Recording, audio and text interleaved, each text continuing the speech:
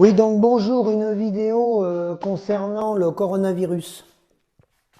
Donc, comme vous pouvez le constater, c'est la panique à bord. Il est peu question du monde agricole. En fait, personne ou tout le monde s'en fout découvre que pour que les magasins soient approvisionnés, notamment les grandes surfaces, vous avez vu la polémique entre ouvrir sur les marchés ou les grandes surfaces. Donc les grandes surfaces, il est probable qu'ils se frottent les mains, bien entendu, parce que là, dans ce vent de panique, personne n'augmente les prix, personne surveille les prix, pardon.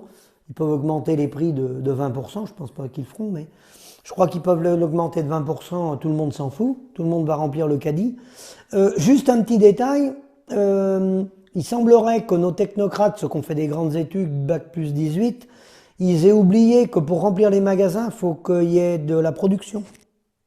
Il faut qu'il y ait des horticulteurs, il faut qu'il y ait des maraîchers, il faut qu'il y ait des éleveurs, il faut qu'il y ait des céréaliers. Alors ces gens-là, ils crèvent dignement dans leur exploitation, parce que la crise agricole, je pense que les gens commencent un petit peu à la connaître.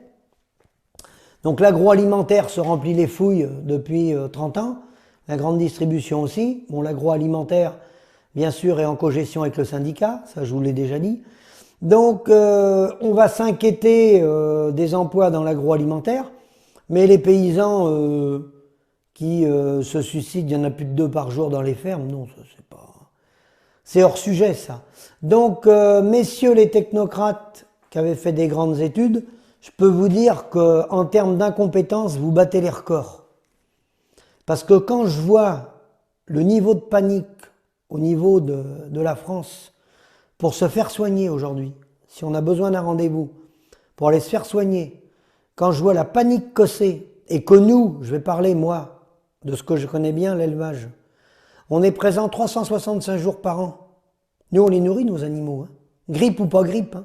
On nourrit nos animaux, on intervient tous les jours de l'année, quels que soient les problèmes, qu'il n'y ait plus d'eau, plus d'électricité, nous, il faut qu'on se démerde, hein. Faut être présent, les animaux, faut qu'ils mangent, faut qu'ils soient soignés. Hein, je rends hommage d'ailleurs au passage à ceux qui font les chevaux aussi. Tous les gens qui travaillent dans ce domaine-là, les chevaux, qui travaillent d'arrache-pied tous les jours. Donc, tous ces gens qui nous gouvernent, c'est vrai que l'homme a été sur la Lune. Ils ont peut-être fait le voyage sur la Lune avec les astronautes. Je pense qu'ils doivent être sur la Lune. Hein. Ces gens-là ne connaissent rien de la vraie vie. Rien du tout. Ils n'ont pas les pieds sur terre. Si on leur coupait l'eau et l'électricité, ça serait la grande panique à bord. La grande panique à bord. Hein. Ces gens-là sont des incompétents notoires. Les gens qui sont compétents, c'est ceux qui sont sur le terrain et qui travaillent d'arrache-pied tous les jours. C'est ceux-là qui sont compétents. Les autres, malheureusement, on est dirigé par une bande de minables. Une bande de minables qui a su faire qu'une chose, protéger les lobbies de la finance. Qu'on fait des empires dans la grande distribution et dans l'agroalimentaire.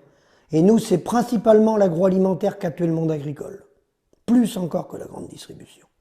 Parce que nous, nos acheteurs, c'est l'agroalimentaire. Et l'agroalimentaire, on les a laissés se développer et obtenir des situations qui sont plus des situations de monopole, qui sont des situations d'oligopole. Ce sont devenus des oligopoles. Hein, à tel point qu'on est rendu à tuer les veaux dans les fermes. Non mais vous vous rendez compte un peu? Tuer des animaux, des petits veaux dans les fermes, parce que c'est plus rentable. Non mais là, va falloir se faire soigner. Hein. Faut qu'on passe à une autre étape là.